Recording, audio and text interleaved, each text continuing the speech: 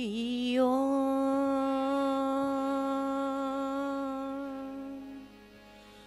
मधुवातारुतायते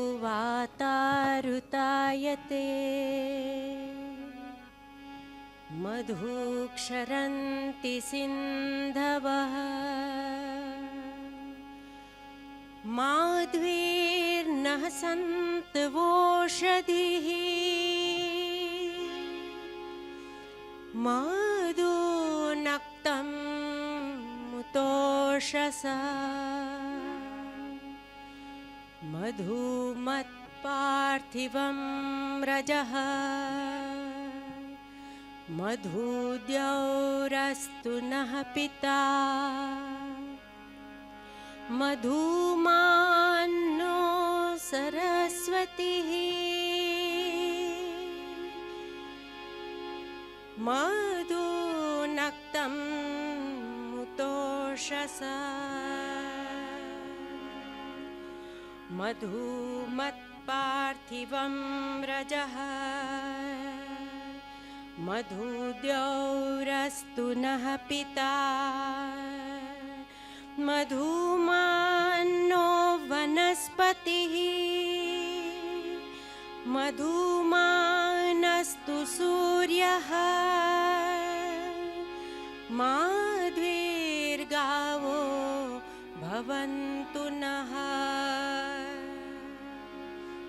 ॐ असतो मा सद्गमय तमसो मा ज्योतिर्गमय मृत्योर्मा अमृतं गमय। हरि ओम। शांति शांति शांति।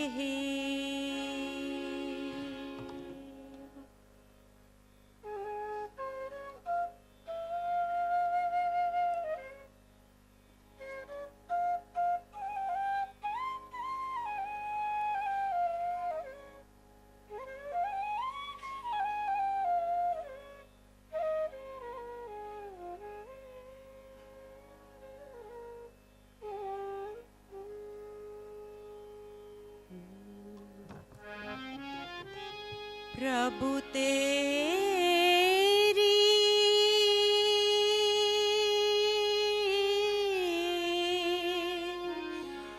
महिमा परम अपारा जाको मिलत नहीं कोई पारा। प्रभु तेरी महिमा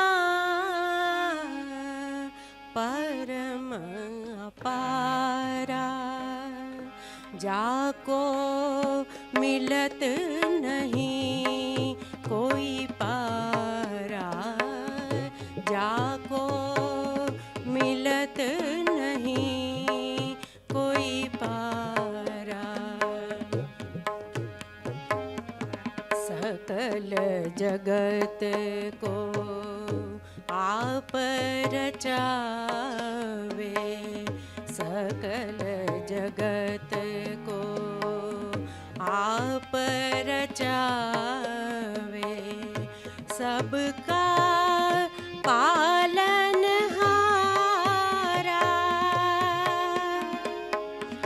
अंदर बाहिर सब घट पूरण अंदर बाहिर सब घट पूरण सबसे निस दिन न्यारा।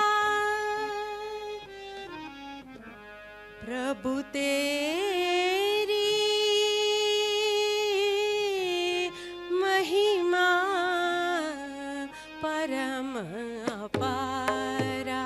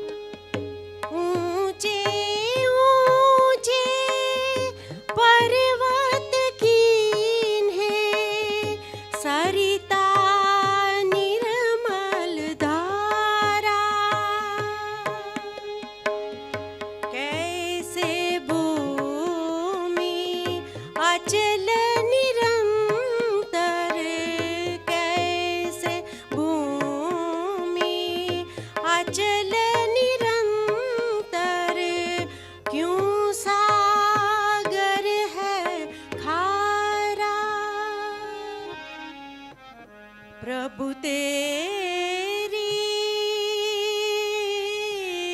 महिमा परम अपारा।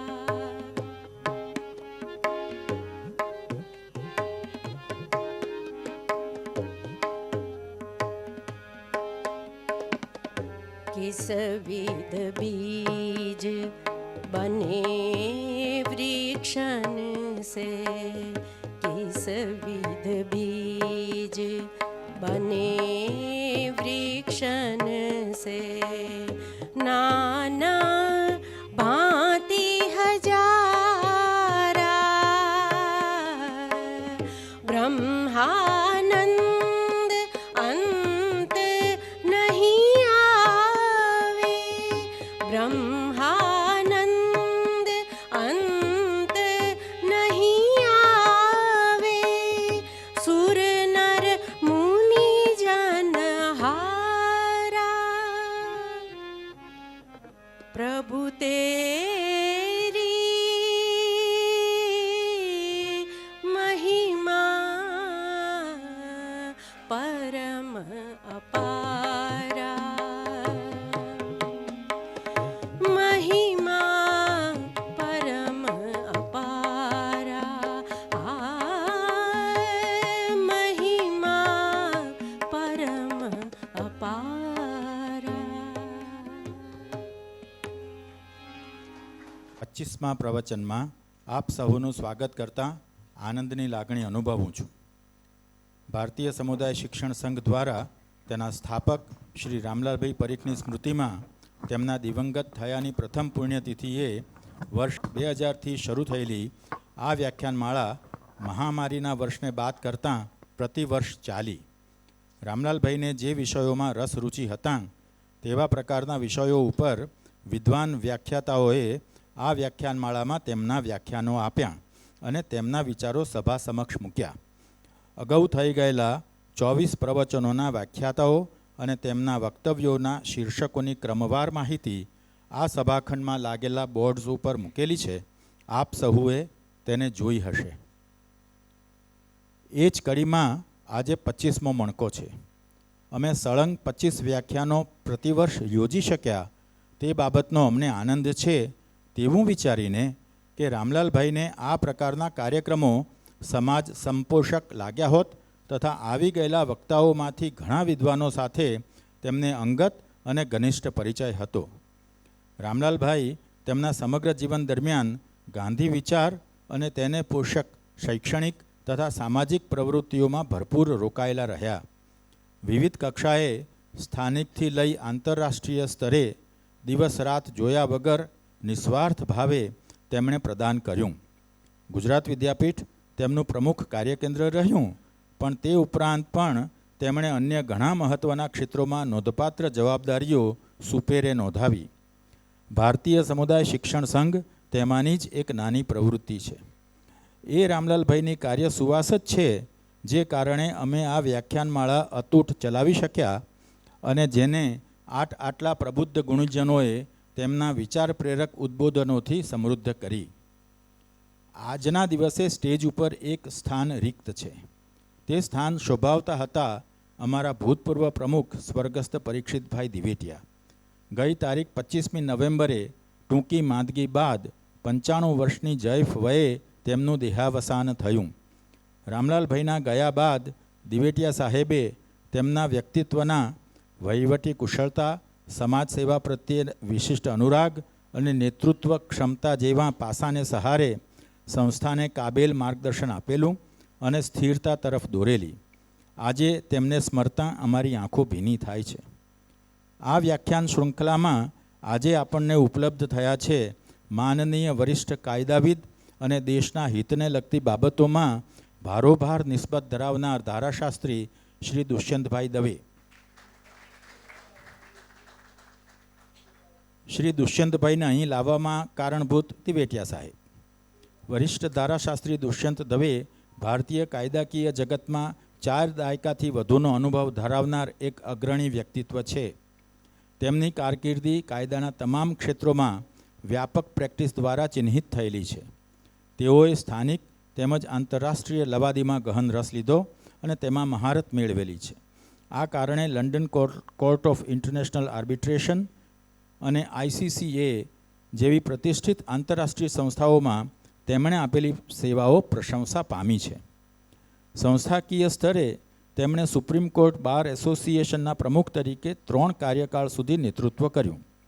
જાહેર જીવનમાં તેઓ નિયમિતપણે અખબારો અને સામયિકોમાં રાષ્ટ્રીય, કાયદાકીય અને બંધારણીય મુદ્દાઓ પર લેખો લખીને સક્રિય યોગદાન આપે છે. દુષ્યંતભાઈ ન્યાયિક પારદર્શિતા અને ભ્રષ્ટાચાર પર તેમના નિખાલસ વિવેચન માટે જાણીતા છે. આ ભારતીય ન્યાયતંત્રની સ્વતંત્રતાના વિમર્શમાં કેન્દ્ર સ્થાને રહેલો મુદ્દો છે.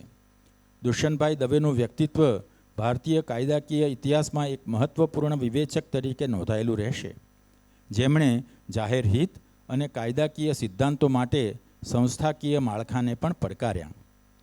દુષ્યંતભાઈ આજે basic human values under the constitution of India વિષય ઉપર વક્તવ્ય આપવાના છે. હું અમારી સંસ્થા વતી તથા આ સભા વતી તેમને આવકારતા ગર્વ અને આનંદની લાગણી અનુભવું છું. અમે એ રીતે પણ ભાગ્યશાળી છીએ કે શ્રી કુમાર પ્રશાંતજીએ આ સભાનું અધ્યક્ષ સ્થાન શોભાવવાની અમારી વિનંતીનો સ્વીકાર કર્યો. વરિષ્ઠ પત્રકાર, સાહિત્યકાર અને ગાંધીવાદી વિચારક કુમાર પ્રશાંત ભારતમાં એક જાણીતું વ્યક્તિત્વ છે. તેઓ હાલમાં દિલ્હી સ્થિત ગાંધી પીસ ફાઉન્ડેશનના પ્રમુખ તરીકે અને ગાંધી માર્ગ સામયિકના સંપાદક તરીકે સેવાઓ આપી રહ્યા છે. કુમાર પ્રશાંતજી હંમેશા માનવીય મૂલ્યો, સમાનતા અને લોકતાંત્રિક મૂલ્યોના મજબૂત સમર્થક રહ્યા છે.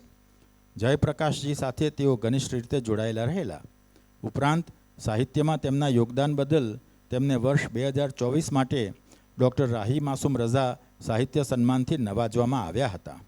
તેમની મુખ્ય કૃતિઓમાં કાવ્ય નાટિકા જટાયુ અને મહાયુગ કી આગનો સમાવેશ થાય છે. હું શ્રી કુમાર પ્રશાંતજીને આવકારતા ધન્યતા અનુભવું છું. આપણો કાર્યક્રમ આગળ ચલાવતા પહેલાં 2 જરૂરી બાબતો. સૌને ભારપૂર્વક વિનંતી કે પોતાના મોબાઈલ સંપૂર્ણ ધ્વનિશાંત સ્થિતિમાં રાખે.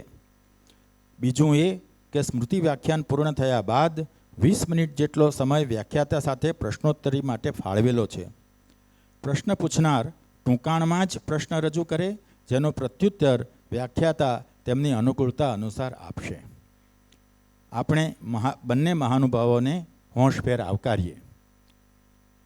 હવે હું સંસ્થાના અધ્યક્ષા ડૉક્ટર મંદાબેન પરીખને મહેમાનોનું સ્વાગત કરવા વિનંતી કરું છું.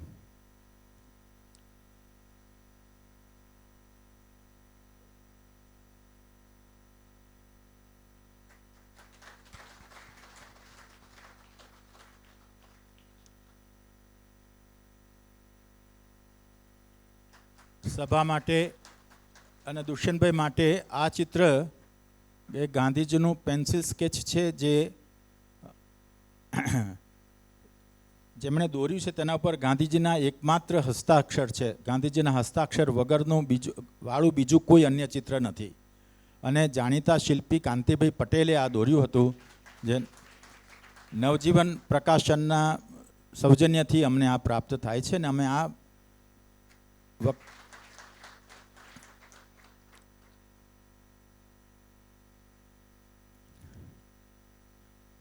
આભાર Mandaben.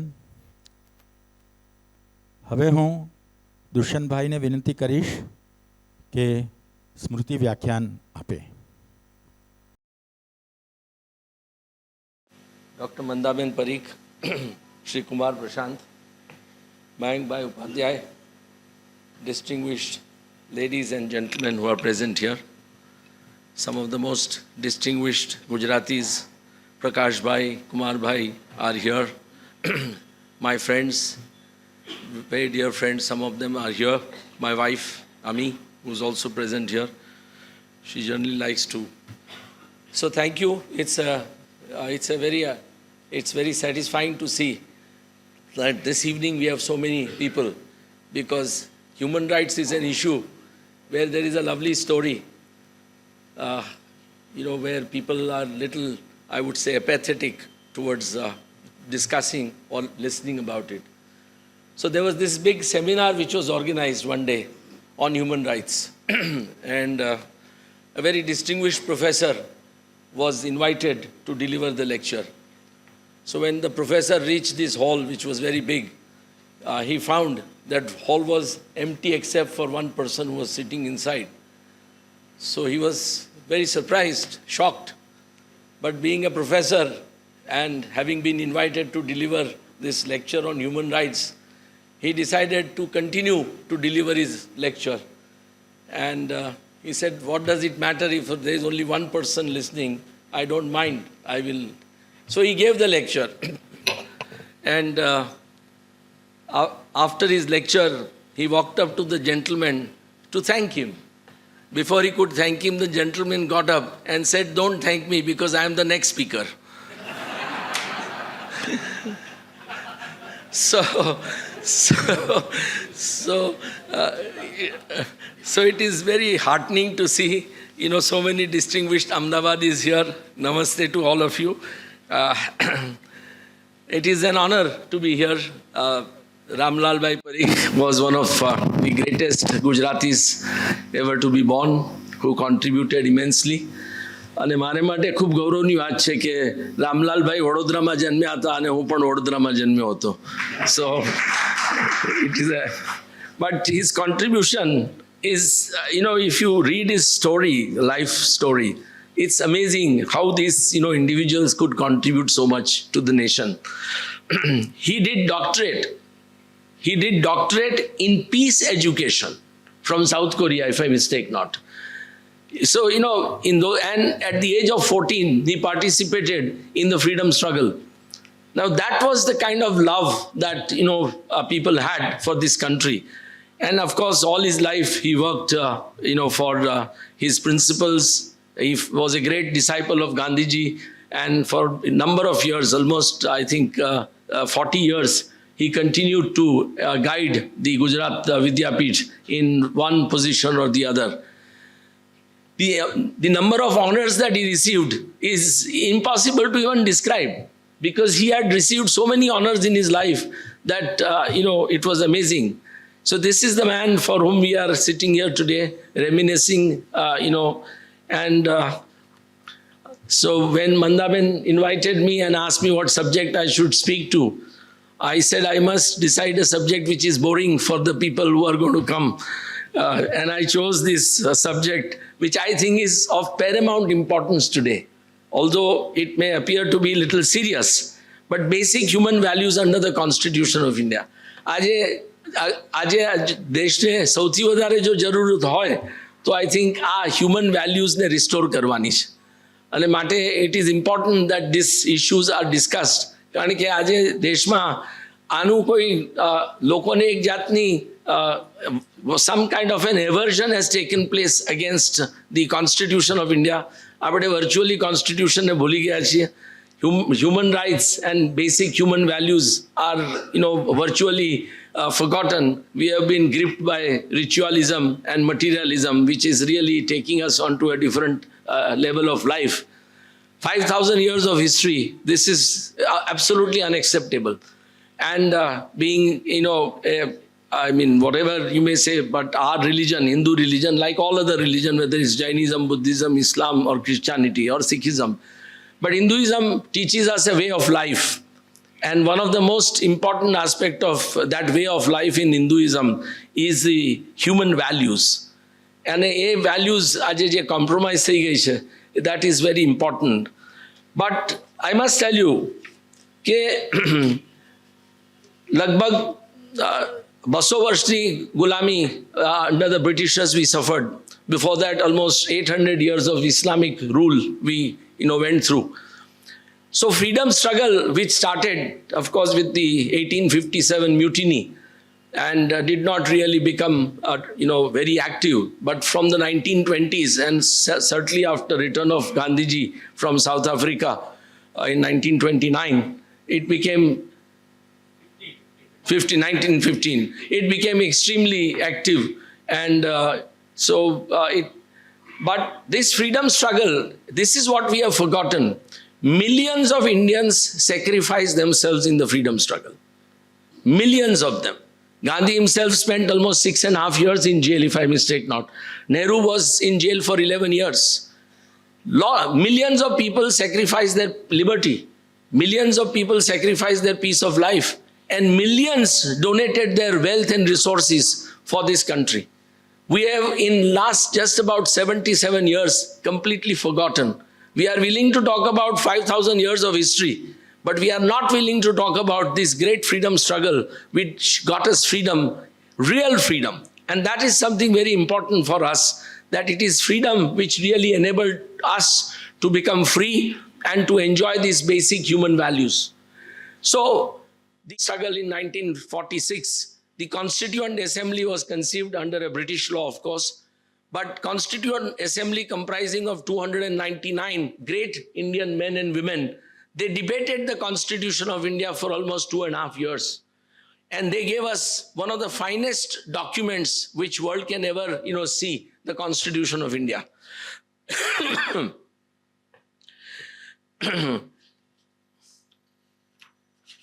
This aspect, of the background of the Constitution of India is extremely important for us to remember. So, American Constitution was drafted in just about 4 months. But our Constitution, they deliberated, these people, for such a long time. The basic feature of this Constitution is, of course, the sovereign democratic republic. Mrs. Gandhi, of course, added the word socialist and, secularism much later in 1976.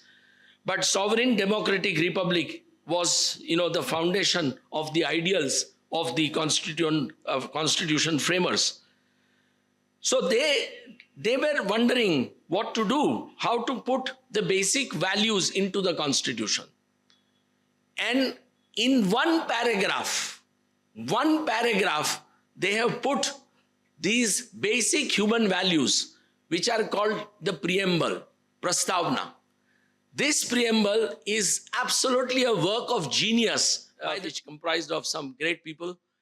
And then, of course, these basic values were also solidified by Fundamental Rights chapter. And none other than Sardar Vallabhbhai Patel was the advisor to the Fundamental Rights Subcommittee. So it's very important that today a lot of people speak about Sardar Vallabhbhai Patel, make their statues, but have forgotten that it was Sardar who gave us these rights, which are not being, unfortunately, which are not being recognized today, the rights much less respected. So these pillars of the Constitution or the values in the preamble, and this is for citizens. It's very interesting. When they drafted the Constitution, they used the words, we, the people of India, give ourselves this Constitution. So, everybody who is born subsequent to the framing of the Constitution can feel proud that the Constitution is given by him. The Constitution belongs to him. This is a document which was, we, the people of India, give ourselves this Constitution of India.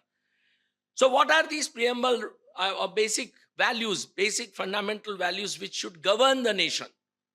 This is not for us alone. This is for the rulers. And the rulers have to always remember that these human values have to be respected, come what may. The first is justice, social, economic, and political. Justice is most important, because if a society is unjust, then I think there is nothing worth living in that society. So they said first and foremost, the human value is justice. Of course, the judicial system, as we know today, has forgotten the word justice, and it is guided by the word injustice. Liberty, second they said, liberty of thought, expression, belief, faith, and worship. So this is, just look at the width of these rights. Liberty of thought, liberty of expression, liberty of belief, liberty of faith, and liberty of worship. Today we are seeing, the kind of division that we are seeing in society amongst the people. It is so unfortunate that we are being divided on more than, one, basis. It's whether it's caste, whether it's creed, whether it's religion, but the divisions are constantly, apparent in society today.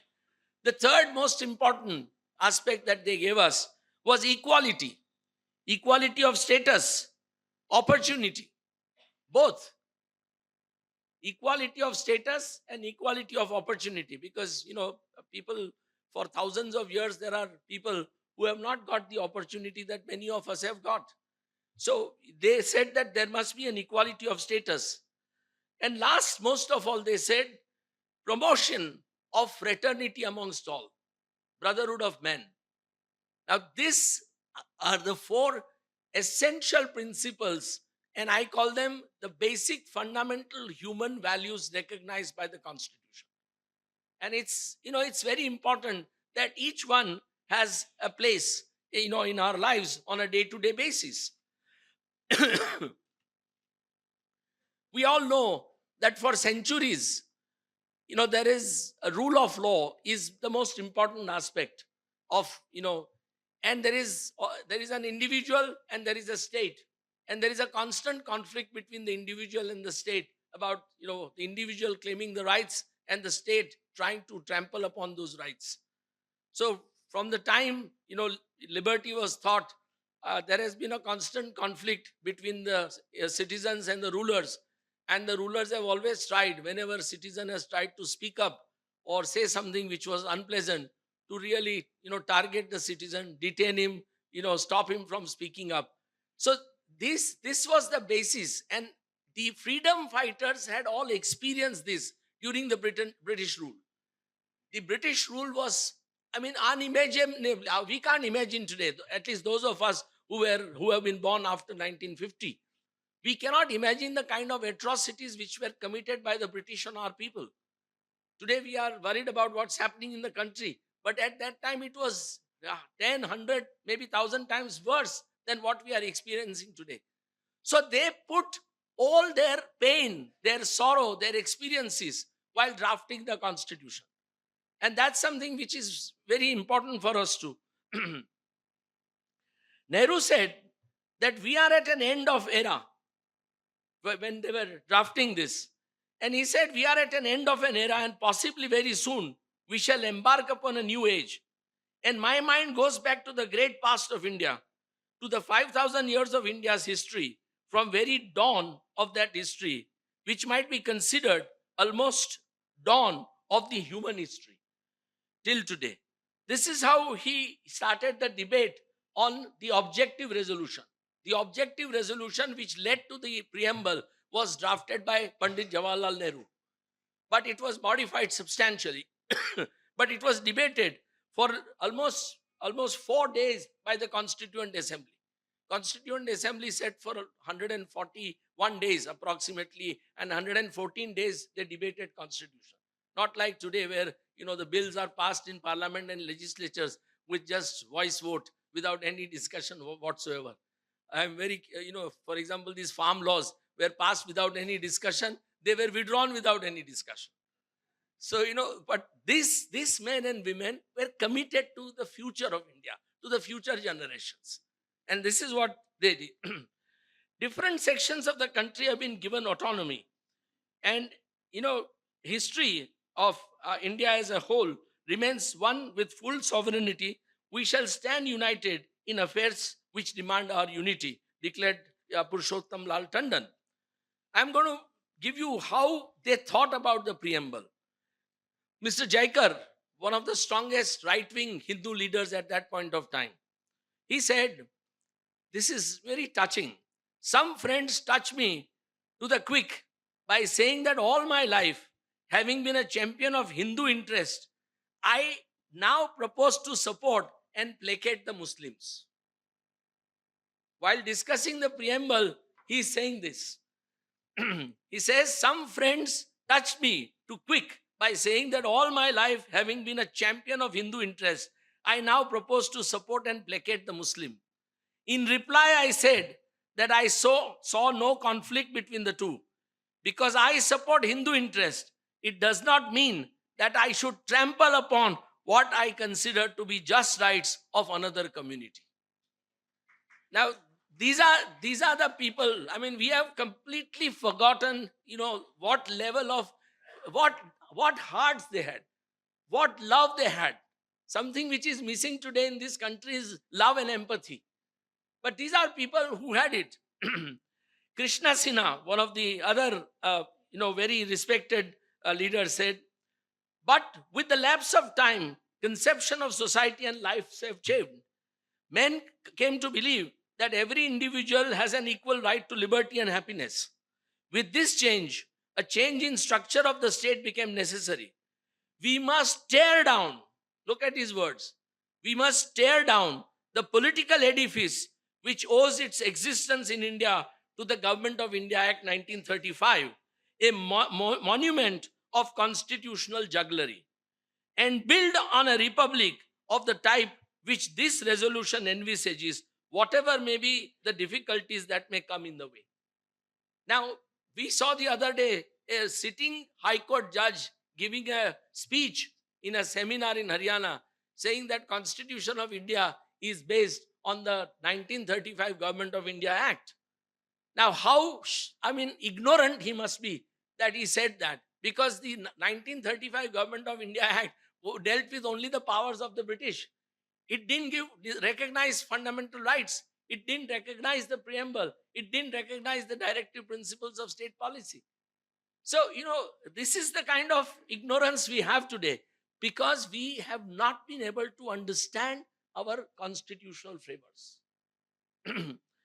Mr. Minu Masani, again a very powerful leader of that time, who later became Swatantra Party leader, as we all know, he said, "This resolution envisages for reaching social changes, social justice in the fullest sense of the term, but it works for those social changes through mechanism of political democracy and individual liberty."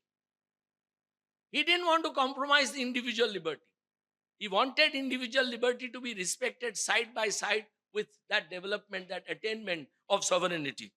He asked a question to himself. The central problem of our time is whether the state is to own the people or the people are to own the state. Today, that's exactly what's happening. We have all become, subjects of the state. No. We own the state, we the people of India. They don't own us. But that's exactly what he asked in 1946, December. He says, central problem of our times is whether the state is to own the people or the people are to own the state. Now, this is, the level of thinking, the love for, future generation. Whether the state belongs to the people, the state is a mere instrument, subordinate to the people, and it serves the people, he said. Shyama Prasad Mukherjee, again, another respected leader whom Bharatiya Janata Party respects immensely. So far as the resolution is concerned, it has a deep and special significance. He said it has a deep and special significance. Those who are wanting to attack Constitution today, who want to change the Constitution, who are dreaming, of course it will never happen. Fortunately, Indians will never accept that. He says, we shall go ahead with our work in spite of all difficulties and obstacles and help create a great India, united, strong, motherland of not this community or that community, not this class or that class, but of every person, man, woman, and child, irrespective of race, caste, creed, or community, where everyone will have equal opportunity, equal freedom, and equal status. This is Shyama Prasad Mukherjee. Just imagine this. When I read these people, and I have a habit of reading Constituent Assembly debates virtually every day for a little while. Dr. Hansa Mehta, again a very respected Gujarati and former Chancellor of Baroda University, MS University. It will warm the heart of many a woman to know. It will warm the heart of many a woman to know that free India will mean not only equality of status, but equality of opportunity. The average woman in this country has suffered now for centuries from inequalities heaped on them by laws, customs, and practices of people who have fallen from the heights of that civilization of we are all proud. And I dare say that 77 years later, the lot of women has not substantially improved in this country. We still are a feudal nation. We still treat our women very differently than what we should. There is no equality even today. Amongst the classes which are suffering are not just Dalits and minorities, but women. And women comprise almost 50% of our population. So we have to understand this. But this is what she had hoped at that point of time. Dr. Jaipal Singh said that he speaks on behalf of millions of unknown hordes, the original people of India, the tribals. Now just see what this man representing the tribals tells us. You cannot teach democracy to the tribal people. You have to learn democratic ways from them. You cannot teach the democracy to tribal people. You have to learn the democratic ways from them. What my people require, sir, is not adequate safeguards. They require protection from ministers. That is the position today. This is in 1947 when there was an interim government in the states. As you know, after the 30s, many states had governments, and the Congress party was ruling in most states. So this is in that, and today we all know how tribals are being impacted by development. We have no idea. I mean, we have this race of development where we want to dig every forest and every mountain, not realizing that they belong to the tribals. They are the original people of this country. So that sustainable development is something which we have to seriously think about. Mr. Velayadu, Srimati Velayadu, quoted the meaning of saying, I believe in pure constitutional rule. Throughout my life, I have sedulously cultivated. She quoted a Maharaja of Cochin. I forget. The Maharaja of Cochin, she quotes, and Maharaja has these words. This is in the early 20th century. I believe in pure constitutional rule. And throughout my life, I have sedulously cultivated an attitude towards life and institutions which are antipathetic to autocracy and personal rule. Now just see, this is a Maharaja of Cochin speaking. We all know the history of Maharaja Sayajirao of Baroda. Again, he was an extremely refined ruler, very forward thinking, who brought women's education, made it compulsory in the early 20th century, and who would never take more than what was fixed for him at the beginning of the year as his personal expense. He will never draw from the treasury any extra money. He was the one who sent Ambedkar for education. He is the one who set up this fantastic university on the lines of Cambridge and Oxford. And you have to see today the pathetic neglect of those fantastic buildings. I mean, as a child, I remember when I became conscious of looking at the buildings, maybe in early 1960s, those buildings were absolutely brilliant. And today, the way they are repairing them and the way they are painting them, it's, the whole culture. Dr. Radhakrishnan, who gave a philosophical angle to the resolution, objective resolution, says, what is a republic? We cannot say that republican tradition is foreign to the genius of India. Panini, Megasthenes, and Kautilya refer to republics of ancient India. Ultimate sovereignty rests with moral law. Ultimate sovereignty rests with moral law, morality, which is singularly missing today. It's the biggest victim today in India. So he says, ultimate sovereignty rests with moral law, with the conscience of humanity. We need to awaken that conscience. We need Vivekananda. Our conscience today, we have, I think, put a lid over it. So there is no conscience which is, willing to question what is happening around us. So he says, ultimate sovereignty rests with moral law, with the conscience of humanity. People as well as kings are subordinate to that. People as well as kings are subordinate to that. Dharma, the righteousness is the king of kings. Dharma, the righteousness, is the king of kings. So that he said, this is what his vision was, that we will have a rule where these rights will be respected by the kings as also by the people. He says, he quotes a very interesting this thing. Even a kakoni jivti chiraya bali mesha bhunki. Even a crow lives long on crumbs. Even a crow lives long on crumbs. It's all right today, for us to proudly say that we are giving, ration, free ration to 81 plus crore people, as Prime Minister declares in the 2024 election manifesto of the party. But is that enough? Or should we bring them up on their feet so that they can, earn their livelihood, they can, make, decisions in their life? We don't want to. As he rightly says, even a crow lives on crumbs. We don't want people to live on crumbs. Now that's something which Sri Alagiri Shastri quoted Rig with him. He says, all human beings are equal. The king should have the same regard for all his subjects as mother has for her sons. Now, do we see that from our rulers today? They whiz past us, stopping us, by going at 100 kilometer speed with convoys of police in front and behind us. They don't treat us like sons. They treat us like aliens.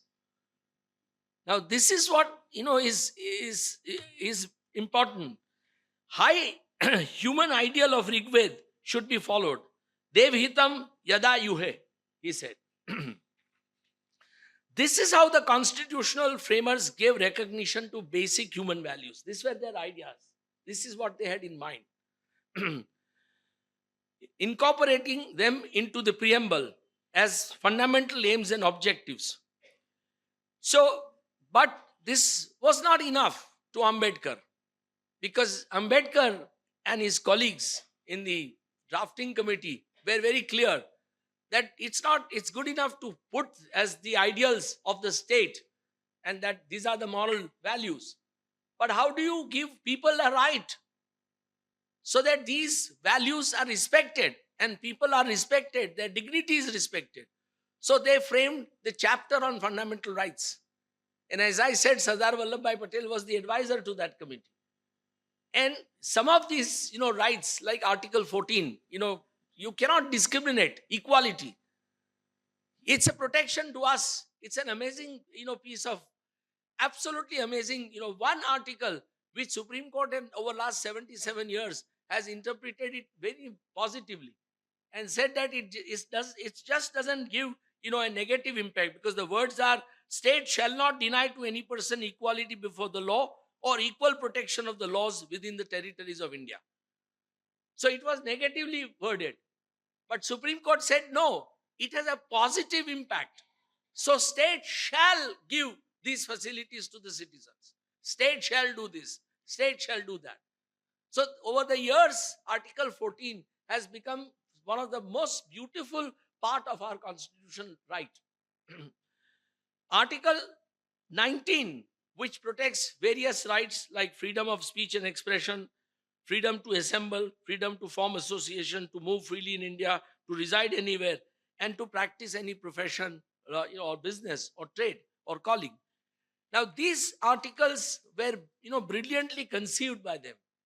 Most of all, is Article 21. Article 21 says, protection of life and liberty. No person shall be deprived of his life or personal liberty except according to procedure established by law.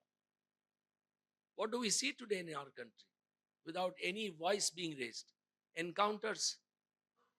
Over 1,000 people have been killed in Uttar Pradesh after Yogi Adityanath took over as chief minister. Judiciary has not decided that they were guilty. They were never brought before the courts. The police just picks them up and kills them. We've seen in our own state large number of people having been killed between 2002 and later on in encounters. Now, if Article 21 gives us a right, protection, absolute protection of life and liberty. How is it that it is happening? Today, hundreds and hundreds of people, like, one unfortunate, condemnable terrorist strike took place in Delhi. We must all condemn terrorism. And I am one of those who strongly believes that terrorism must be tackled, firmly. But you cannot arrest 1,500 people in Jammu and Kashmir. You first said that you knew about the conspiracy. You are unable to prevent the conspiracy. You are unable to prevent the deaths of innocent people. You are unable to protect. While every politician is protected by 50, 100, 200, 500 or 1,000 policemen, citizens are left at their mercy. But then you visit on innocent people and arrest them left, right and center. Today, to go to court, believe you me, if any one of us here were to be arrested with one charge that we have acted against this nation, this country, no court in India will dare give us bail. That is the state of affairs today. That is the state of affairs. We just cannot speak anything against the state. Now, this was not what was contemplated when Article 21, liberty is so beautiful and liberty has to be protected. You cannot allow liberty to be tinkered with because, you have certain ideas about absolutism. No, we are not an autocratic nation. We are not a dictatorship and we don't want to be one. We are a democracy. We are a republic.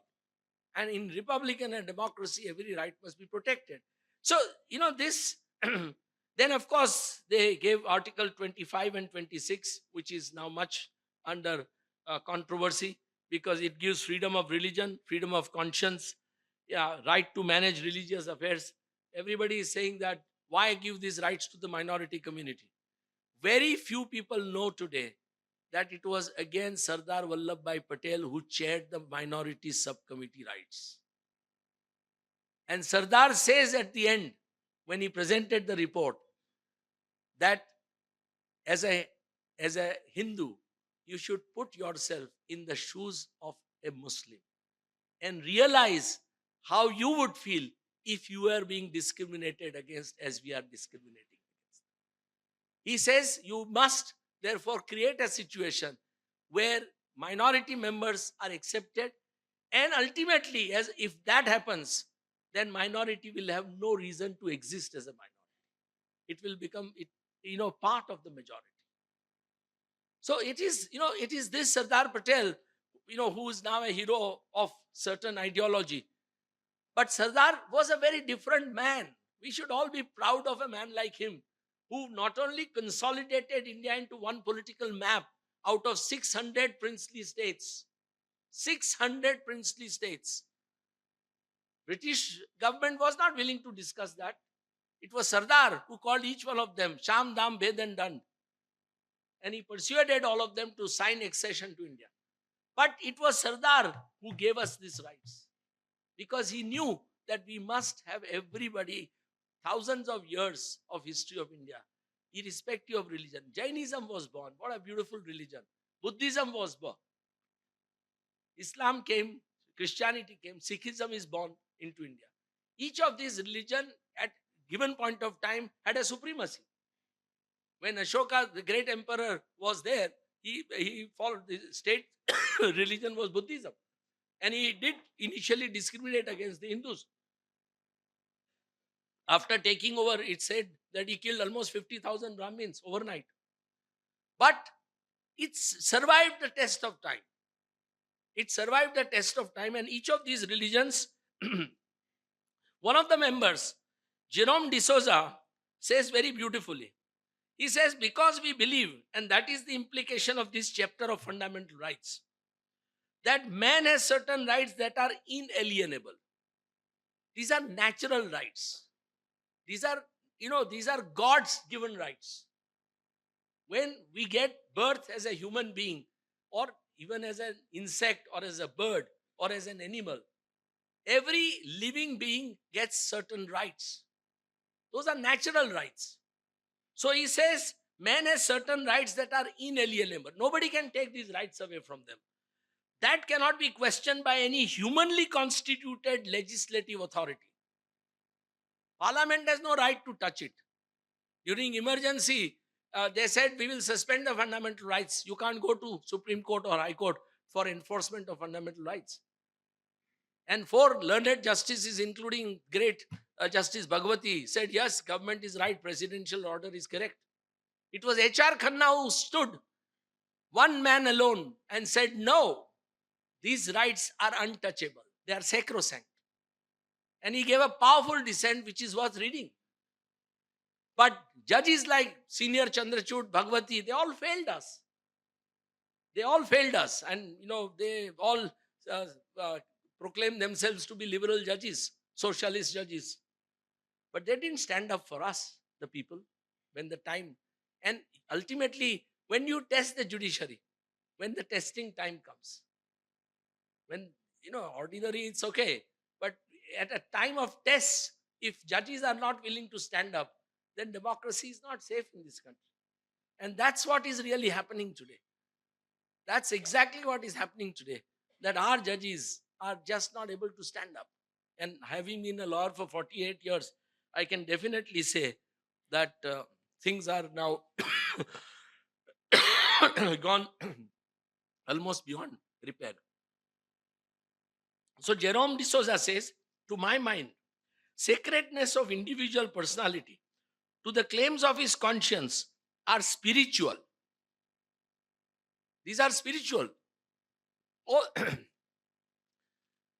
Balance between individual liberty and social control is well balanced. That is the greatness of our constitutional framers.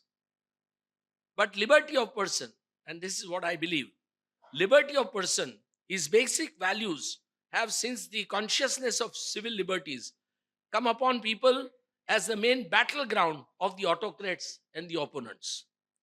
The autocrat has always wished, whenever he was bankrupt of any other argument, just to shut up those who did not agree with him. Slightest difference of opinion was expressed. The only course adopted was to imprison and detain persons. However good the constitution is, this is what is important for us to remember. It is very easy to pervert it by merely changing the form of the government. It's not necessary to amend the constitution. Just change the form of the government, as we are witnessing today. The government which is supposed to be liberal, the government which is supposed to, be kind, if the government, the functioning of the government becomes ruthless, then naturally, the democracy is in danger. So you have not changed the constitution. Without changing the constitution, you have merely changed the form of the government. And this is, a very serious issue. We are today witnessing this change in the form of the government as we did during the emergency. That was a declared emergency. We have now an undeclared emergency.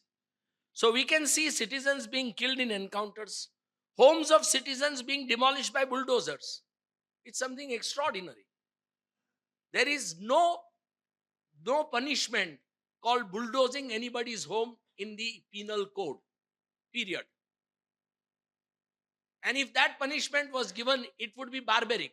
I can assure you that punishment will be declared unconstitutional. Because for one accused, you cannot punish the family. You are now visiting the consequences on the parents, on the sister, on the brother, or other children living in that home. But it's now become a fashion to go and demolish homes as and when some little trouble starts. Trouble is bound to take place because, we have all become intolerant. Even in our homes, we may have differences with our brothers, with our sisters, or with our spouses. But we don't visit them with these kind of consequences. So the communities have differences and bound to have differences. Nothing wrong about differences. But to do this, I feel that we condemned, the Sharia punishments as barbaric. Rightly so. We are indulging in the same today. We are indulging in the same. That's a matter of great sadness. I mean, what must be these constitutional framers thinking? What must Sardar Patel be thinking that I gave the rights to the minority community, I protected them, and look what is happening today in my country. free speech and expression are under rising challenge. Not just opponents and critics, but even stand-up comedians are not spared. Jail and not bail has become the norm, even in our courts, in place of bail and not jail principle. The rule is jail is an exception, bail is the rule. We have forgotten completely today. We have no idea about that. Our judges, right from the lowest court to the Supreme Court, are insisting that you must be in jail because you are presumed to be guilty. The law is you are presumed to be innocent. That's a fundamental principle of criminal jurisprudence. The burden being on prosecution to prove during trial. In America, the worst, or even in Europe, the worst of the criminal, even a murderer, even a rapist, will be released on bail immediately with certain conditions, unless he is likely to flee the country. But here, it's something. Justice has virtually vanished, thanks only to archaic, lethargic, inefficient, and somewhat corrupt judiciary. Fraternity, brotherhood of men, is under severe attack with Dalits, minorities, and women bearing the brunt. Land of Ram, Krishna, Buddha, Mahavir, Gandhi, and Vivekananda has become shorn of love and empathy. This is a great country. This is a great heritage. This is a great culture. And one of the most fundamental aspects that we have is, in every religion, is, love. Truth. This is something which is really bothering me, but particularly. To me, there is a very beautiful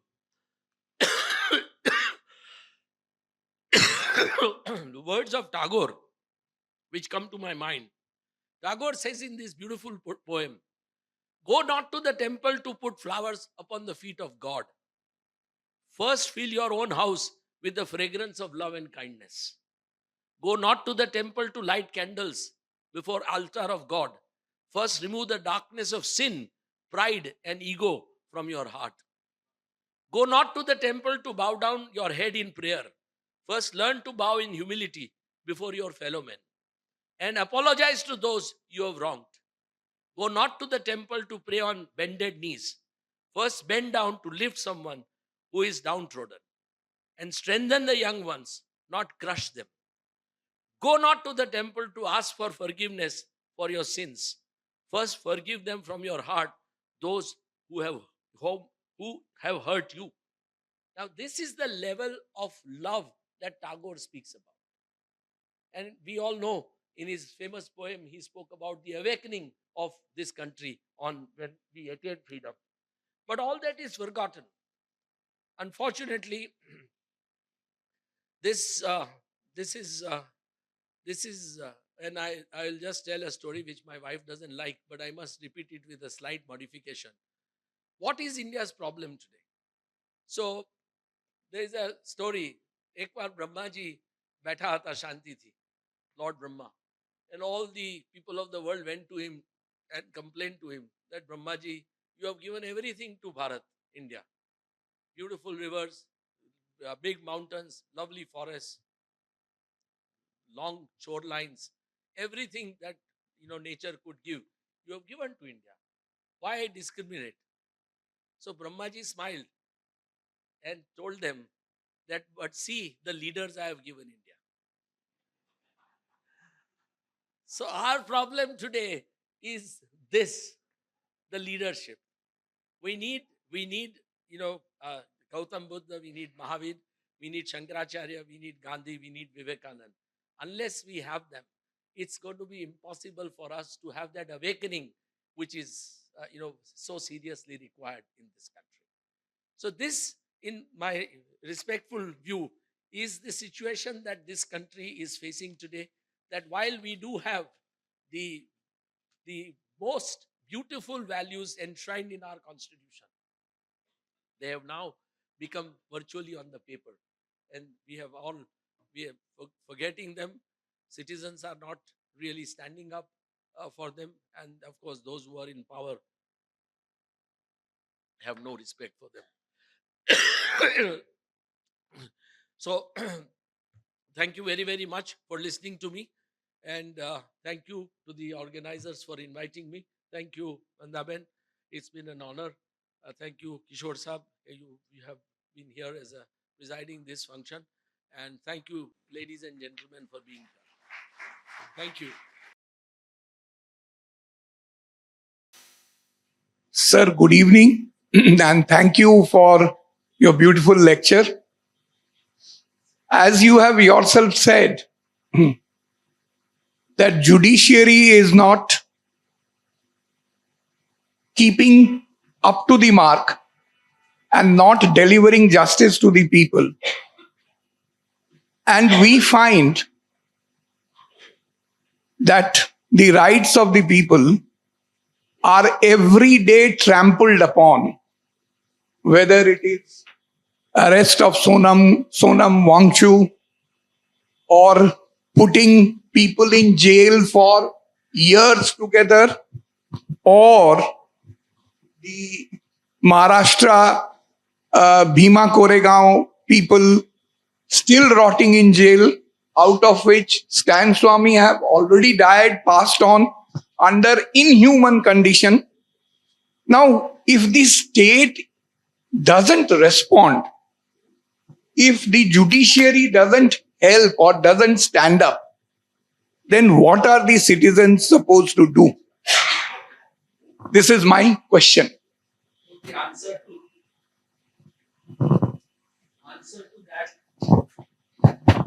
answer to that is not very easy, honestly. And I don't think I have the answer, but I can definitely say that it requires the kind of awakening which is, necessary for people to understand what their rights are, to understand what is wrong happening in the country. And of course, we have to, do it in a what Gandhian way, the Satyagraha way, unless we have the kind of Satyagrahas that Gandhiji taught us. Because I am one of those who is very much against, any kind of a violence myself. So violence is not the answer. The only answer is Satyagraha. And unless, people at large, in large number, because today it's not that people don't realize this. It's not that people are not feeling. It's not that people are not seeing the pain. But people are afraid to come out and, speak about it. And, this atmosphere of fear, people must realize that you don't have to be afraid to talk about it. And that once that fear goes away from people, and if people start talking, automatically the result will come. So, but otherwise, there is no way judiciary can be changed now.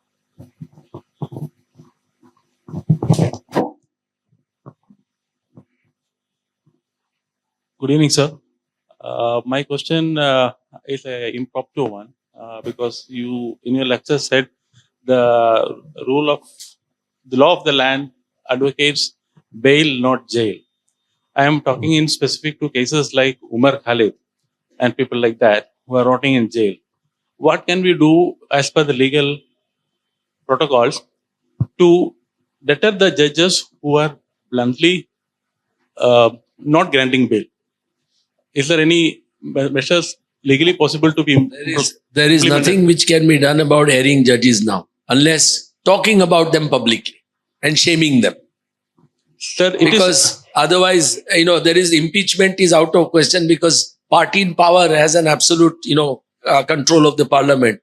So there is no other solution except talking about it and writing about it, speaking about it. That only can put moral pressure on them. If at all they are likely to be impacted by moral, effect. Sir, adding to the point, sir, not granting bail and putting them in jail for so long, it attracts public cost. So judges, aren't they answerable to that undue? They are not answerable to anyone now. They have reached a situation where they are unanswerable, sir. They are a law unto themselves. Thank you, sir. Sir, क्या ऐसा नहीं लगता कि हमारा जो संविधान बना था तो शायद 200-400 बहुत महान उदात्त विचारे वाले व्यक्तियों ने बना लिया था, और जनमानस उतनी उदात्तता के लिए न तो तब तैयार था और न अब तैयार है। नहीं, मैं नहीं मानता हूं कि उस वक्त तैयार नहीं थे, क्योंकि आजादी की जो लड़त थी उसमें लाखों करोड़ों लोग शामिल होते थे, बच्चों से लेके बड़े तक। तो वो तो जरूर उस वक्त उन्होंने ये जो कॉन्स्टिट्यूएंट और 8, आपको याद होगा शायद कि 8 महीने तक ड्राफ्ट कॉन्स्टिट्यूशन पब्लिक के सामने रखा गया था और हजारों कमेंट्स पब्लिक ने दी थी कॉन्स्टिट्यूशन के मेकिंग में। सो बट आज जरूर एक तरह की I would say not the neglect but kind of an apathy which has taken place, के लोग सोच नहीं रहे, लोग अपने खुद के बारे में उलझे हुए हैं कि मैं क्या करूं। और आम आदमी बेचारा कुछ नहीं कर सकता है, क्योंकि वो तो सुबह उठता है, काम करता है, रात को सो जाता है, उसके पास समय नहीं है। पर जिनके पास है, the biggest failure in any civilization have been intellectuals, and today intellectuals are the greatest failure in this country.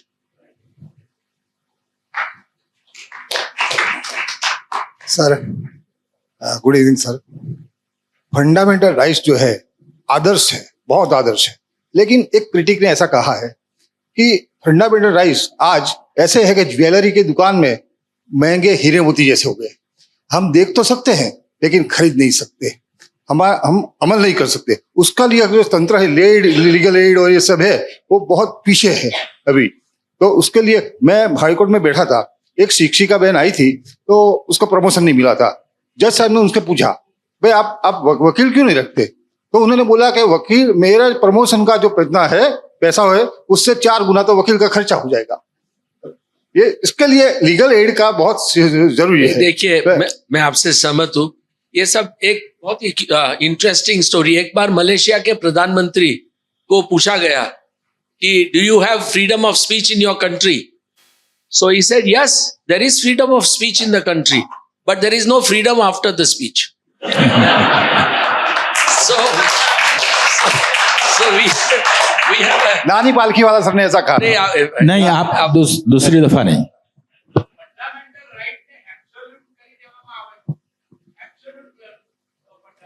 આપ તમે બહુ સરસ વાત કરી. ઇનફેક્ટ કોન્સ્ટિટ્યુઅન્ટ એસેમ્બલીનો ડ્રાફ્ટ જ્યારે આવ્યો ને ત્યારે fundamental rights were absolute in terms. And I must say with regret that Dr. Ambedkar and his colleagues made them conditional upon many considerations like public interest, sovereignty of the country, which is now being argued in courts every day when somebody is arrested, saying that no, he is likely to break this country, as if this country can be broken by few individuals. It's a very, but you are absolutely right. The draft which was presented to the Constituent Assembly had made the rights absolute. Because there is a lot of discussion in the Assembly where they said that if you are going to make them conditional, then you might as well not give the rights to them. नमस्कार sir, मैं दिनेश परीख। बहुत time के बाद ऐसा lecture सुनने को मिला। Thank you. Indian society for community education का मैं शुक्रिया अदा करता हूँ। मेरा एक ही प्रश्न है सर, नया संविधान बन चुका है और अमल में आने वाला ऐसा सुना है, इसके बारे में आप थोड़ा प्रकाश डालेंगे तो ठीक रहेगा। मेरी जान में तो ऐसा कोई संविधान आया नहीं है, पर जैसे मैंने बोला कि संविधान की जरूरत ही नहीं है आज इस पुराने संविधान के नीचे ही अगर आप इतना कुछ कर सकते हैं धांधलीबाजी, तो संविधान की कहाँ जरूरत है? हेलो सर, ये that young man there, the young man there, yeah. Good evening, sir. I was just reading about the National Judicial Appointments Commission, which was part of the discussion a few years ago. And while we do discuss about the doctrine of judicial independence, there also exists the doctrine of separation of powers as well, along with the doctrine of judicial separation. So, do you think that the judiciary needs a bit of oversight with a body like NJSC? See, I am completely against the collegium system, and I have been publicly arguing that.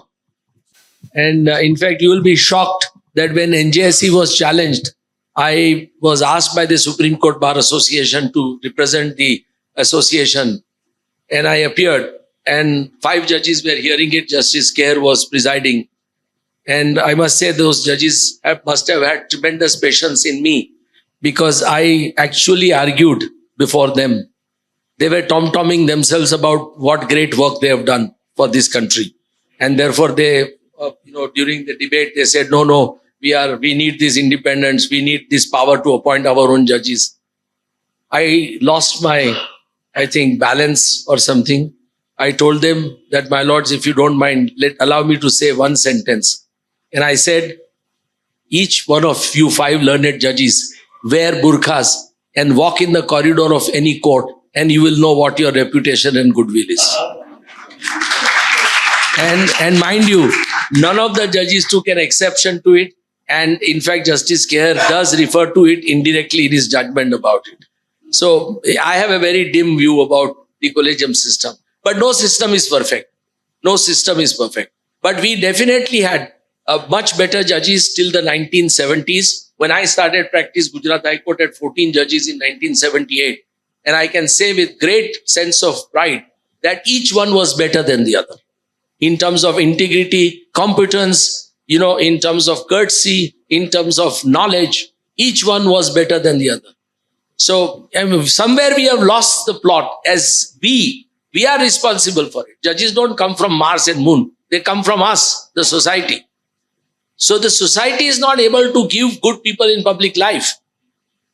We have to introspect. Why is it that we have lost, our moral values? And when did we start losing it? Only yesterday we were having dinner at my friend Surut's house, and some friends debated it. And they asked that when did we start losing it? And I had no answer. Why did we lose it? I had no answer. Because, if this is the contribution that freedom fighters gave, we have seen our own parents. You must have, Ramlal Bhai Parikh is a living example. You have here Prakash Bhai Shah, Kumar Bhai. These are the people, who really, they knew what the nation building was. But somewhere we lost that, and I don't know. We are responsible. We can't blame everybody else. Sir, in your lecture you said things are beyond repair. So now, sir, is it a one-way street, or still there is a case of course corrections? I have said again and again publicly that I am a proud permanent pessimist. There is no hope. Because unless, as I said, unless you have Shankaracharya, Vivekananda or Gandhi who can, awaken this country, there is nobody on site. There is nobody who has that. Everybody, we have, small people in high offices. So unless we can have, great people, where do you find great people? So maybe it will happen. Every civilization goes through this. But I jokingly tell my friends many a times, કે આપણા શાસ્ત્રોમાં લખ્યું છે કે બહુ જ દુઃખ આવશે તો ભગવાન પ્રગટ થશે. આ વખતે ભગવાન પ્રગટ થશે તરત જતા રહેશે કે આ ભારતને હું નહીં સુધારી શકું. નમસ્તે સાહેબ, આપણે એવું કહેવાય છે કે main is a social animal, અને હું કહીશ કે એનિમલ શબ્દ વધારે ઇમ્પોર્ટન્ટ છે સોશિયલ કરતા. કારણ કે જ્યારે કોન્સ્ટિટ્યુશન થયું એના પહેલાથી જ જ્યુરિસ્પ્રુડન્સના નિયમો તો અમલમાં હતા. And one of the basic principles of jurisprudence is deterrent effect. If there is no deterrent effect, that law is not effective. હવે એ સંદર્ભમાં બેઝિક હ્યુમન વેલ્યુઝની આપણે જે વાત કરી, આઈડિયલી બરાબર છે, પણ નિર્ભયા રેપ કાંડ હોય કે નિઠારી હત્યાકાંડ હોય કે વિવેક દુબે વાળા કિલિંગ્સ હોય, એમાં તમે એમ કહો કે bulldozer justice is not correct અથવા extra judicial killings are not correct, લોકો સ્વીકારતા નથી. તો એના વિશે તમે શું કહી શકશો? કારણ કે આપણા ફેમિલીમાં, આપણા નજીકમાં, આપણા સોસાયટીમાં કોઈની ઉપર રેપ થયો હોય એ વખતે તમે સોશિયલ હ્યુમન વેલ્યુઝની વાત કરો. How far it practice? I have no regard for the criminals. Let us understand one thing. I am definitely against the criminals, and I believe that crimes must be dealt with very severely. But first you must find the criminal. If you can't find the criminal, what has happened now in this killings of Nithari? I mean, after 20 years, what kind of investigation did CBI do? That Supreme Court had to say that these are not the people who were involved. So you can put innocent man, charge him, and then put him to jail. That's what is happening. Our investigation is flawed. Our police is completely compromised. And our judiciary and public prosecutors and lawyers have no time to really go into paperwork. So I completely agree with you that I am not supporting crimes. I am very much against criminals, and I want a strong rule of law in this country. I want that people should be dealt with, but they should be dealt with justly. You can't deal with people in a casual manner. Absolutely casual manner we are doing it. And large number of people have spent today 10, 20 years in jail, and then they are released saying that they are innocent. What are you going to do to their 20 years lost? So we have to think about some solution. I agree with you. The young lady has a question, and she's One the last. first lady to stand up, so she must have a right. Oh, sure. Be brief. Yeah, speak up.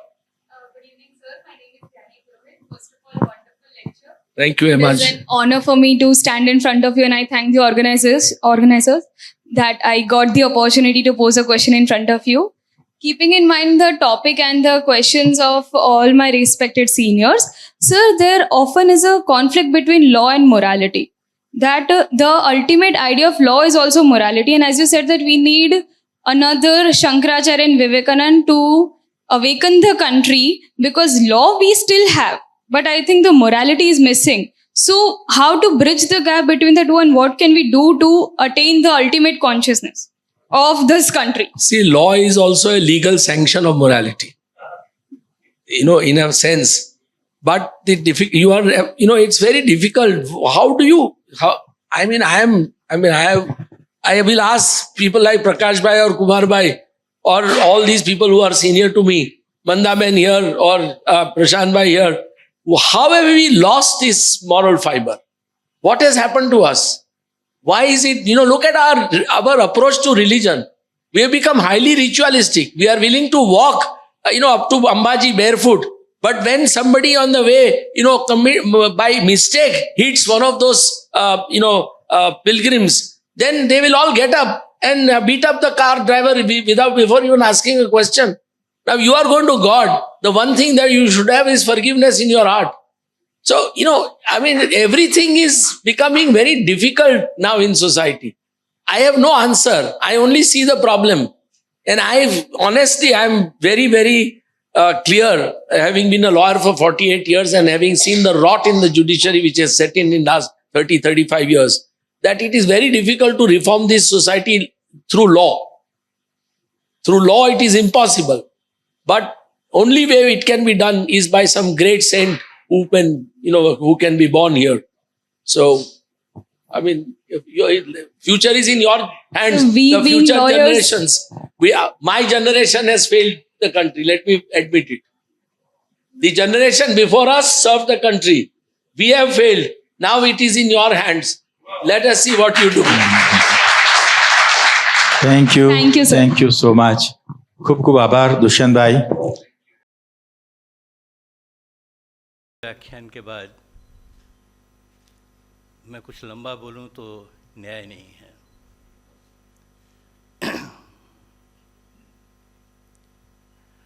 मंदा बहन का और मयंक भाई का बहुत आभार कि उन्होंने मुझको यहाँ बुलाया और मैं दुष्यंत भाई को सुन सका.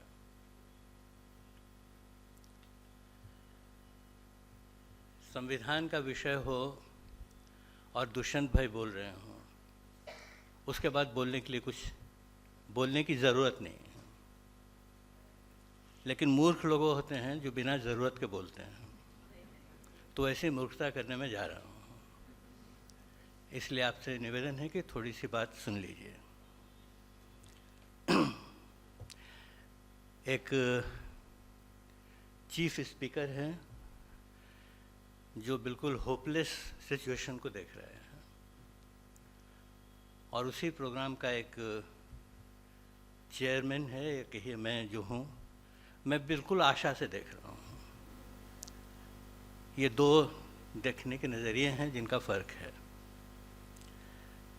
मैं दुष्यंत भाई को भी और इस लीगल प्रोफेशन से जुड़े हुए हर आदमी को ये बताना चाहता हूँ कि आज आपके सामने जो बैठे हुए लोग हैं ये उतना ही कॉन्स्टिट्यूशन पढ़ते हैं जितना आप पढ़ते हैं।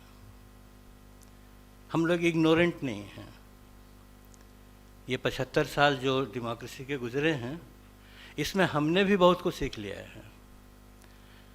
आप जिस किताब को पढ़ते हैं उसको हम भी पढ़ते हैं, और इसीलिए जब आप जजमेंट करने बैठते हो या वकील आर्गूमेंट करने बैठते हैं तो हम जज करते हैं कि आप तैयार होकर आए हो कि नहीं और आपको कुछ मालूम है कि नहीं।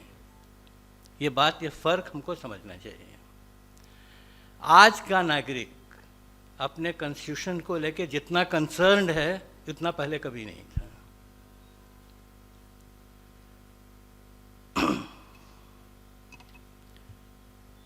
कॉन्स्टिट्यूशन का मतलब है डेमोक्रेसी की गीता, डेमोक्रेसी की कुरान, डेमोक्रेसी की बाइबल, जो भी आप उसको नाम देना चाहें। इसको जो नहीं पढ़ता है या इसको जो नहीं समझता है वो लोकतंत्र का नागरिक नहीं है, वो प्रजातंत्र का प्रजा है। और प्रजातंत्र से नागरिक बनने का यह सफ़र हम लोगों ने मुफ्त में तय नहीं किया है, बड़ी कुर्बानियाँ दी हैं इसके लिए। मेरे जैसा आदमी 19 महीने की जेल काट कर आज आपके सामने खड़ा है, क्योंकि इमरजेंसी के खिलाफ लड़ाई लड़ी है हमने और हम जेल में रहे हैं। और तब हमको फ़र्क नहीं पड़ता था कि खन्ना साहब ने क्या किया और सीनियर चंद्रचूड़ ने क्या किया। हम जानते थे कि इन सबको अपनी पोजीशन बदलनी पड़ेगी क्योंकि हम मैदान में हैं।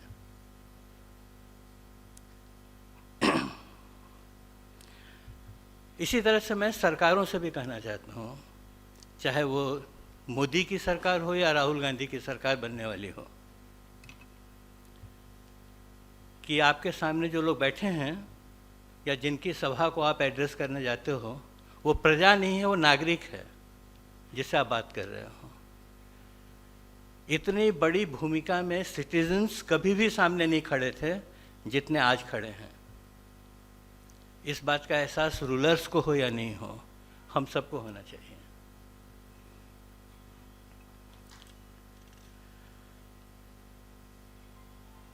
कहाँ से हम गिरे, या जैसा दुष्यंत भाई कह रहे हैं कहाँ से छूट गया हाथ से, उसका जवाब मैं नहीं देता हूँ। सिर्फ इतना कहता हूँ कि जो हाथ से छूट गया वो था, फिर हो जाएगा।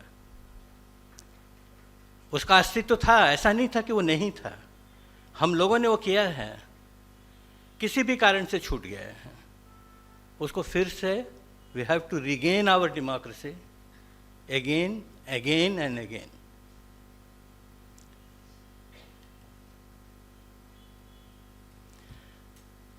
जुडिशरी के बारे में अगर बात करते हैं, और कहा ठीक है दुष्यंत भाई ने कि जुडिशरी के लोग भी तो इसी सोसाइटी से आते हैं। आप जहां आते हैं उसका एक रोल है। आप जिस चेयर पर आकर बैठते हो, कॉन्स्टिट्यूशनल चेयर पर, उसका एक डिफाइंड रोल है जिसको आपको समझना चाहिए। मुझको अच्छा नहीं लगता है कि बिल्कुल इंटेलेक्चुअल डिसऑनेस्टी का अगर कोई नाम दूसरा हो सकता है तो वो जूनियर चंद्रचूड़ हैं, इसीलिए मैं कभी उनको रेफ़र नहीं करता हूँ। लेकिन फिर भी ये कह रहा हूँ कि उन्होंने कहीं कहा कि आप ये मत समझिए कि जुडिशरी अपोजिशन का रोल प्ले करेगी। मुझको इतनी हंसी आई पढ़ करके कि इस आदमी को इतना नहीं मालूम है कि हमारे कॉन्स्टिट्यूशन में ही ये इनबिल्ट है। जुडिशरी जो है एकमात्र इंस्टीट्यूशन है कॉन्स्टिट्यूशन में बनाई हुई जिसको ये काम दिया गया है कि तुमको अपोजिशन में रहना है। इसके अलावा दूसरे किसी को भी ये काम नहीं मिला है। कोई अपोजिशन में होगा, कल पावर में जाएगा, अपोजिशन में आएगा। एक संस्था है जिसको कॉन्स्टेंटली अपोजिशन में रहना है, उन सारी फोर्सेस के खिलाफ अपोजिशन में रहना है जो कॉन्स्टिट्यूशन के खिलाफ हैं। तुम्हारा दूसरा कोई काम नहीं है। वही किताब तुम्हारे पास है जो किताब मैं भी रेफर करता हूँ।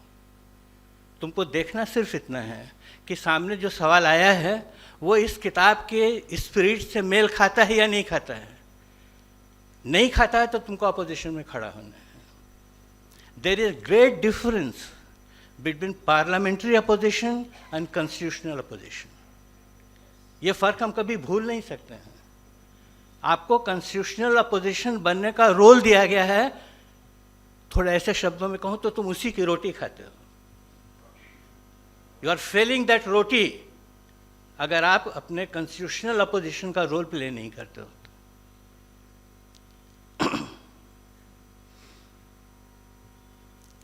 मैं हमेशा कहता हूं कि एक आदमी देश के किसी कोने में अरेस्ट होता है, that arresting is a challenge to the whole establishment of judiciary. आपको फील करना चाहिए कि किसी ने चैलेंज किया है।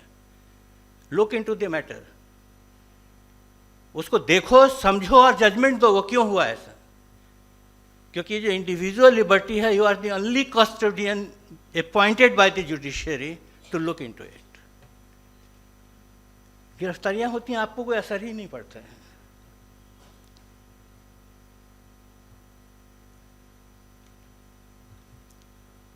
आर्टिकल 13 है जो कॉन्स्टिट्यूशन का, मैं मानता हूं that is a fundamental article of the constitution जो फंडामेंटल राइट की बात करता है। और वो कहता है कि कुछ भी आप ऐसा नहीं कर सकते हो जो आर्टिकल 13 को ओवरशैडो करता हो। तो एक बात तो ये आर्टिकल 13 की है। दूसरी बात है बेसिक ऑफ द कॉन्स्टिट्यूशन। ये दो चीज़ें बहुत ही वैल्यूएबल हैं, सिर्फ जुडिशरी के लिए नहीं, हमारे आपके लिए भी समझने के लिए।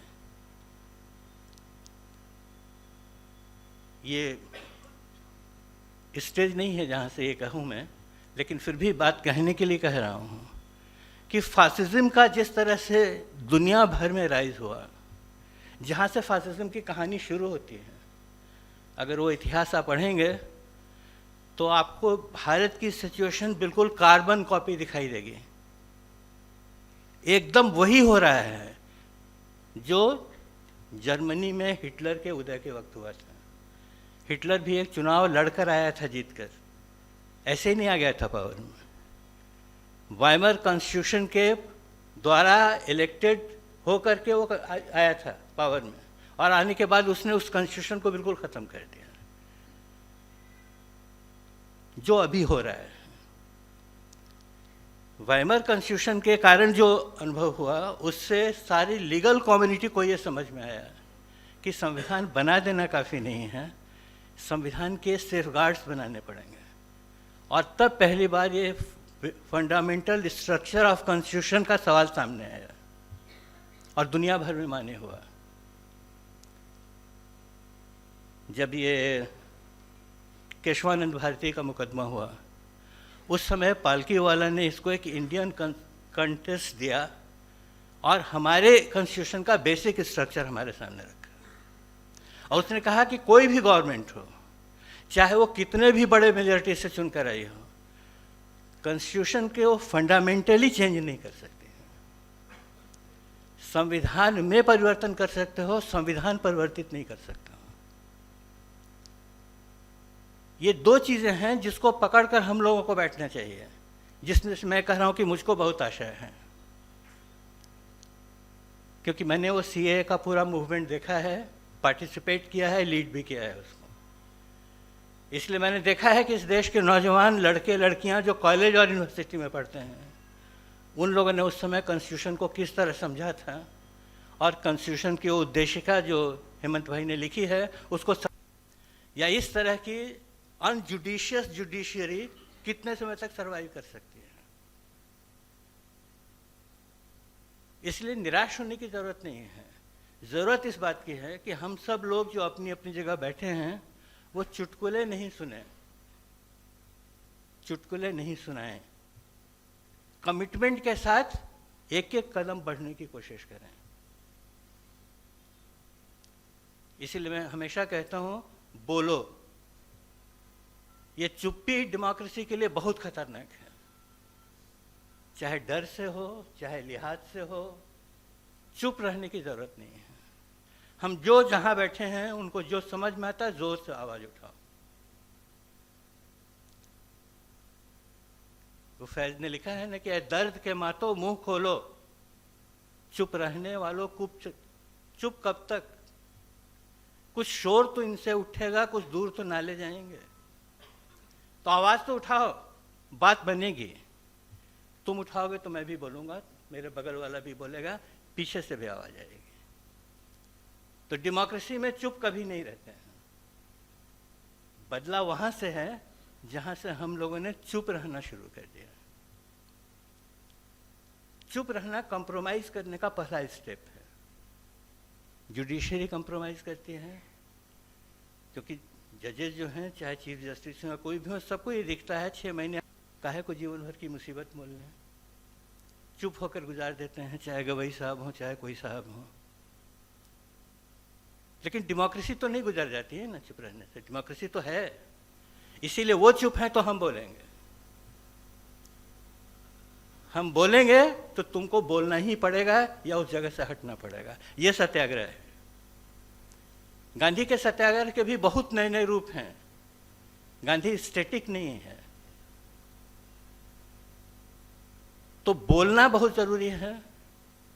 एक दूसरे की आवाज को आगे बढ़ाइए और जिससे जितना हो सके मैं कह रहा हूं, इसीलिए मैं ऐसा नहीं कह रहा हूं कि सब ऐसा कर सकते, जितना आपसे हो सके उतना बगल वाले को कन्विंस कीजिए। मैं अपने लड़कों से कहता हूं, पान की दुकानों पर बात शुरू करो। जिस दिन पान की दुकान पर यह बात शुरू हो जाएगी, ये बात आगे बढ़ेगी। तो कॉन्स्टिट्यूशनल डिस्कोर्स जो है वो अपनी सिर्फ लीगल फ्रेटर्निटी का काम नहीं है। डेमोक्रेसी की फोर्स है कि हमारे हाथ में थी, किसी कारण छूटी है, फिर पकड़ेंगे इसको। तो अगर इमरजेंसी को हम पलट सकते हैं और फिर से गाड़ी को पटरी पर ला सकते हैं, उतनी अच्छा शब्द नहीं है लेकिन क्या कहूँ, कावर्ड जुडिशरी के रहते हुए हम लोगों ने वो पलटा था। और ऐसा पलटा था कि इमरजेंसी लाने वाले लोग आज तक वापस नहीं लौट सके हैं। इसका ध्यान रखिएगा, फिर पलटेगा। लड़ेंगे नहीं तो बनेगा नहीं। लड़ने का मतलब हिंसा करना नहीं होता है। वो बात अगर किसी के दिमाग में हो तो उसने तो गांधी को समझा ही नहीं। तो गांधी की बात अगर करते हैं तो डेमोक्रेसी में लड़ने के हजारों रास्ते उसने खोले हैं। वो रास्ते हमारे सामने हैं, वो इतिहास हम जानते हैं और उसके साथ कैसे जुड़ा जाता है इसका भी थोड़ा अंदाज़ा हमको है। 75 साल का लोकतंत्र है ये। प्रजा से नागरिक होने का एक पूरा सफ़र हमने तय किया है। इसलिए उसको याद करके, उसको समझकर और अपनी नई जनरेशन पर पूरा भरोसा करके, ये बहुत इंटेलिजेंट लोग हैं। मैं महीने में 25 दिन इनके बीच में ही घूमता हूँ। कश्मीर से कन्याकुमारी तक यूनिवर्सिटी कॉलेजों में जाता रहता हूँ। मैं देखता हूँ जो रिस्पांस आता है सामने से, तो निराशा नहीं है। थोड़ा समय शायद लगेगा, थोड़े तरीके ढूंढने पड़ेंगे। दुष्यंत भाई को थोड़ा और देश में घुमाना पड़ेगा, चीज़ें बदलेंगी। आप सबका बहुत धन्यवाद। कुमार प्रशांत जी, मैं मंदा बहन से विनती करूंगा कि वो वोट ऑफ थैंक्स।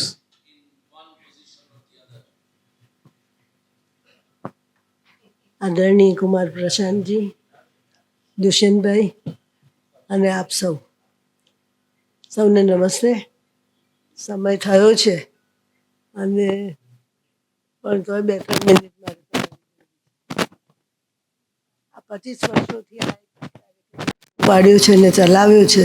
આજે 25મું વ્યાખ્યાન આપણે પૂરું કર્યું, એ દ્રષ્ટિએ એની સિલ્વર જ્યુબિલી થવી જોઈએ। પણ આ થઈ શક્યું છે એનું કારણ તમે બધા છો, કે તમારા બધાનો સાથ છે। એટલે અહીંયા હાજર ના હોય એવા તમામ લોકોનો હું આભાર માનું છું કે આટલા બધા વર્ષો સુધી આપણે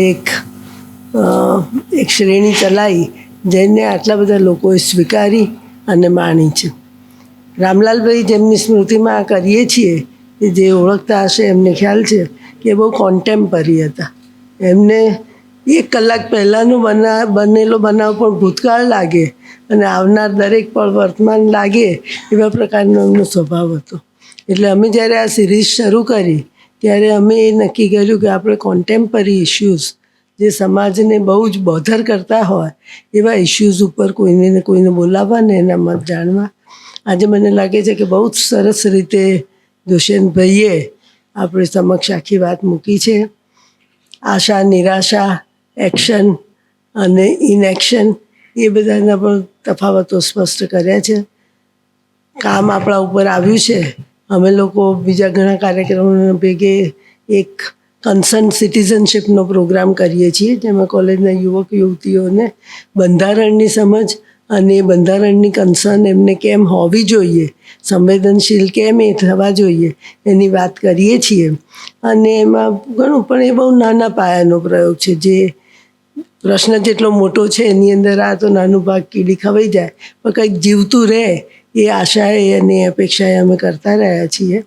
હું દુષ્યંતભાઈનો ખૂબ આભાર માનું છું કે આટલી સરસ રીતે ને આટલી નિર્ભીકતાથી ને આટલી ચોખ્ખી વાત, એટલે આપણને બધાને કઈ રીતે ડર વગર બોલવું એની તો ખ્યાલ, એનું એક મૂર્તિમંત સ્વરૂપ જોવા મળ્યું. અને હવે આપણે બોલીશું ત્યારે આપણામાંથી 2-5% ડર તો ઓછો થઈ જશે. એટલે અને પણ એ આવ્યા એ માટે ખૂબ ખૂબ આભાર. કદાચ અમદાવાદની અંદર આવી રીતે જાહેર વ્યાખ્યાન માટે આપ કદાચ પહેલી વાર આવ્યા છો કે મને ખબર નથી, પણ લગભગ બધાને એમ થતું હતું કે હું દુષ્યંતભાઈ આવવાના છે તો ખૂબ મજા આવશે. એટલે મને પૂછતા હતા કે કેટલું ઓડિયન્સ હશે. મેં કોઈ ખબર નહીં, પણ બધાને મજાની અપેક્ષા બહુ મોટી છે ને બધાને એમ થાય કે દુષ્યંતભાઈને તો સાંભળવા જ છે. અને એ રીતે એમણે વાત કરી. કુમાર પ્રશાંતજી અગાઉ પણ એકવાર રામલાલભાઈ નિમિત્તે લેક્ચર આપી ગયા છે અને એમનો વિચાર કરવાની, એમનું તર્ક અને એમની રજૂઆત બંને બહુ અદ્ભુત છે. અને જે સત્યાગ્રહની એમણે વાત કરી એ જ આપણા બધાના મનમાં પણ ક્યાંક ક્યાંક ગુમરાતી હશે કે એક્શન શું. એ એક્શન તમારે ને મારે શરૂ કરવાનું છે. એટલું આપણે બોધ લઈ અને જઈએ, પછી ક્યાં કેવી રીતે શું એક્શન કરીએ છીએ એને માટે જેની પાસે જે વિચાર હોય ને જે કરવું હોય એને ભારતીય સમુદાય શિક્ષણ સંઘના દરવાજા ખુલ્લા છે. આવીએ, વાત કરીએ અને કામ કરીએ. એટલે તમે બધા આ વિચારને જો આગળ લઈ જવા માગતા હો તો ભારતીય સમુદાય શિક્ષણ સંઘ એનું પ્લેટફોર્મ પૂરું પાડવા માટે તૈયાર છે.